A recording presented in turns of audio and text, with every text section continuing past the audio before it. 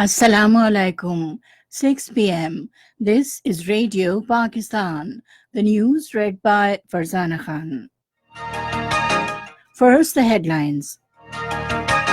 Federal Cabinet has deliberated on various suggestions to provide maximum relief to people as envisioned by Prime Minister. Kashmiris on both sides of the line of control and the world over observed the World Human Rights Day as Black Day today. President has emphasized the importance of setting the correct course in order to cope with the challenges of modern era. In India, hundreds of demonstrators closed down streets in northeastern parts of the country today in protest of a controversial legislation regarding citizenship rights to minorities. In Afghanistan, 12 Taliban have been killed in a military operation in Uruzgan province. The first cricket test of two-match series between Pakistan and Sri Lanka will be played in Rawalpindi tomorrow. And now the news in detail. Federal Cabinet has deliberated on various suggestions to remove obstacles to provide maximum relief to people as envisioned by Prime Minister Imran Khan. Briefing media on Cabinet meeting in Islamabad this afternoon, Special Assistant to Prime Minister on Information and Broadcasting, Dr. Firdaus Ashikawan, said the meeting took stock of 15-month performance of the government. It also considered the relief measures to the public interest legislation, and various initiatives of the government, including subsidy in prices of gas and electricity. The Kashmiris on both sides of the line of control and the world over observed the World Human Rights Day as Black Day today to remind the international community that all the basic human rights of the people in occupied Kashmir were being violated by the Indian authorities. Complete shutdown was observed in the territory, call for which was given by APHC chairman Syed Ali Gilani. Indian police used brute force at Lakhanpur Jammu highway to prevent a march by Sikh representative organizations Dal Khalsa, Shiromani Akali Dal and Sikh students' body towards Srinagar to connection with the World Human Rights Day. Prime Minister Imran Khan appealed to the United Nations Security Council to act against the illegal annexation of occupied Kashmir by India. In a series of tweets, he condemned the Indian siege of occupied Kashmir continuing for over 4 months. He demanded an end to gross abuse and atrocities being inflicted on Kashmiri people in violation of all international humanitarian and human rights laws. Saluting the sacrifices of Kashmiri people, the Prime Minister said Pakistan stands resolutely with the brave Kashmiris for their right to self-determination. President Arif Alvi and Prime Minister Imran Khan have urged international community to play their role for protection of human rights of the people of India, Pakistan, Kashmir. In their separate messages on the Human Rights Day today, they reaffirmed Pakistan's abiding political, diplomatic and moral support to the Kashmiri people in their just struggle for right to self-determination. The president expressed serious concerns over the continuous military clampdown, curfew, and suppression of basic human rights of more than 80 million Kashmiris in occupied Kashmir. In his message, Prime Minister Imran Khan urged India to allow a UN fact-finding mission to visit occupied Kashmir to ascertain the reports of grave human rights violations there. The Azad Jammu and Kashmir Legislative Assembly has strongly condemned gross human rights violations and unending curfew in the Indian-occupied Kashmir.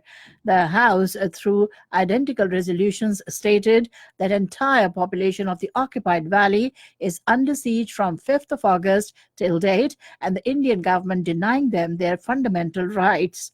Lockdown, communication blockade, curfew, and other repressive measures have made the people prisoners in their own land.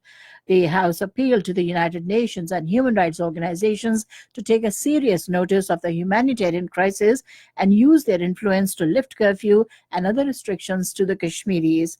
The House will now meet tomorrow morning. The New York Times Daily, in its report, has said that India's military lockdown has hit the religious freedom of the people in occupied Kashmir. It said that the call out, that is azan, 5 times a day from the minarets of the Jame Masjid and echo across Srinagar, has been silent for nearly 4 months. The New York Times said last summer India implemented a military lockdown in which it pressed harsh curbs on the civil rights, arrested thousands of people, blocked internet and phone services, and shattered important mosques. President Dr. Arif Alvi has emphasized the importance of setting the correct course in order to cope with the challenges of modern times. He was addressing a function in connection with Silver Jubilee celebrations of ComSats in Islamabad this afternoon. He said destruction of environment and climate-related issues present an alarming picture of planet Earth. I believe the footprint of man, the problems, destruction of the environment, and the issues which have become more understandable in the last 20 or 30 years gives us an alarming picture of the world as it is. We need some help from human minds. We need to change direction. Changing of direction needs human resource. The president said there is ample evidence of biodegradation and indiscriminate destruction of many plant and animal species. Dr. Arif Alvi said carbon load is very destructive for the human race. He said oxygen depletion in the oceans, as pointed out by some research publications, is a source of concern. He highlighted the need for reducing the consumption pattern and bringing our carbon footprint down. Corps Commanders Conference presided over by Army Chief General Qamar Javed Bajwa was held at GHQ in Rawalpindi today. This is Radio Pakistan giving you the news. Prime Minister Imran Khan has strongly condemned Indian Lok Sabha citizenship legislation as contrary to all norms of international human rights law and bilateral agreements with Pakistan.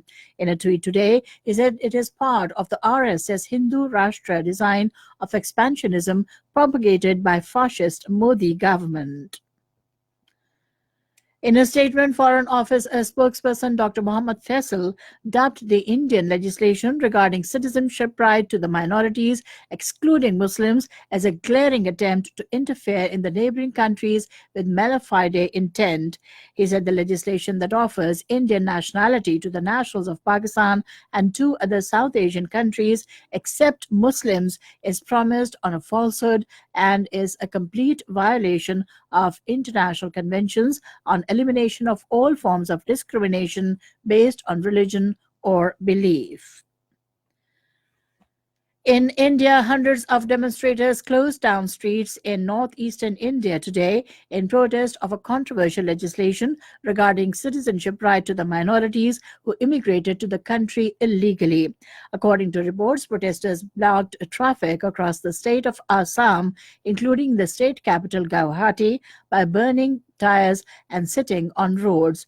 Shops and businesses closed and several vehicles were vandalized.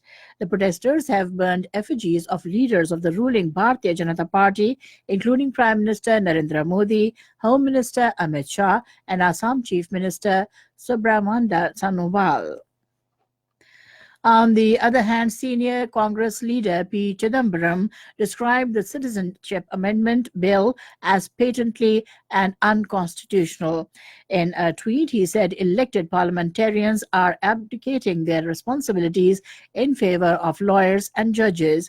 He said it is the price we pay for giving a party a brute majority that it uses to trample over the wishes of the state and the people. The UN General Assembly has adopted a resolution urging Russia to withdraw its military forces from Crimea and end its temporary occupation of Ukraine's sovereignty. In the 193-member assembly, 63 countries voted in favor, while 19 voted against, 66 abstained, 45 countries did not cast their vote. The resolution expressed grave concern over the progressive militarization of Crimea by Russia as the occupying power. In Afghanistan, at least 12 Taliban have been killed in a military operation in Uruzgan province. And now cricket. The first cricket test of 2-match series between Pakistan and Sri Lanka will be played in Rawalpindi tomorrow. Radio Pakistan will broadcast live commentary on the match from 9:30 in the morning. And finally, the weather report. Cloudy weather is expected in most parts of the country during the next 12 hours. However, widespread rain and wind thunderstorm with snowfall over the hills is expected in districts of Balochistan, at scattered places in districts of Gilgit-Baltistan and Kashmir, while at isolated places in districts of Upper Khyber Pakhtunkhwa, South Punjab, and Sindh. And that is the end of the news. For more news and analyses, log on to our website radio.gov.pk and also watch live video streaming of our bulletins on the link facebook.com/Radio Pakistan News Official.